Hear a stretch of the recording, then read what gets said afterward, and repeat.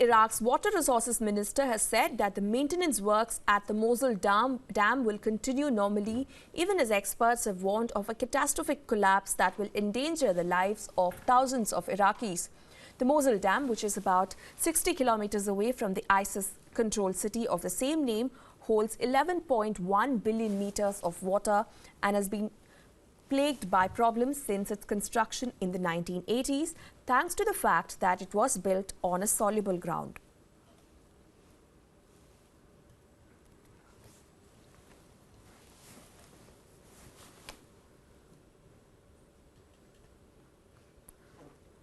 And for more on this, we're joined by my colleague Daniele Pagani from the newsroom. Daniele, thanks for joining us. Good morning. Why is this dam so dangerous?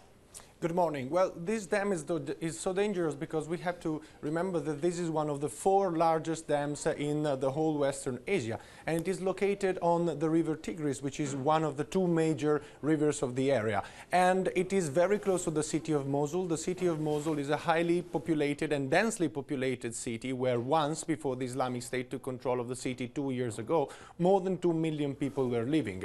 It is believed that now more than 1 million people are still in the city, and the city is now witnessing a heavy fight between the Iraqi army and the Islamic State. So we can imagine if this dam collapses containing 11.1 million liters of water, what will happen to the city? The city could be completely flooded. But it's not only about the city of Mosul, because of course the water will keep flowing and could probably reach up to Baghdad. There are scientific studies who estimate that as many as 7 million people could be heavily affected by an eventual collapse of the dam. Right, Daniel, and given that experts have repeatedly given warnings about this dam, what would happen? What would be the impact if this dam collapses? So the first impact will be that the city of Mosul will be completely flooded. And when I say completely flooded, I perfectly mean it. It means that more than 1 million people should be either immediately evacuated in order to avoid what could be a catastrophe much worse than the war that is ongoing right now in the city, because we all are focused about the problem of the Islamic State, and rightfully so, who is still in Mosul and is holding the western part of the city. But a collapse could mean that all the 1 million people living there could die in one go, and it will be impossible to rebuild the city once it's flooded completely. So this is the major thing.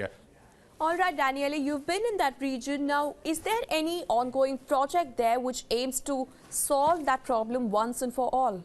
Well, I think, and according to all scientific studies, that solving the problem once and for all is impossible. It looks impossible. There is right now an Italian company who's trying to strengthen the construction of the dam, but this is like putting a band-aid on a gunfire injury, so it's just going to delay the disaster. Probably the only thing that could be done right now is to build another dam, but it will take years, and probably Iraq doesn't have that time. So right now, there is a project who aims to strengthen the structure of the dam, but probably it won't be able to solve the problem once and for all. And I don't know, probably it's needed, another dam, it's needed. This dam was built in the 1980s, the project started in the 80s, and it was carried on under a wave of populist reforms that Saddam Hussein needed to strengthen his position, and corruption played a big role, especially in the provision of the materials, who are absolutely not the correct materials that one should use for such a big project.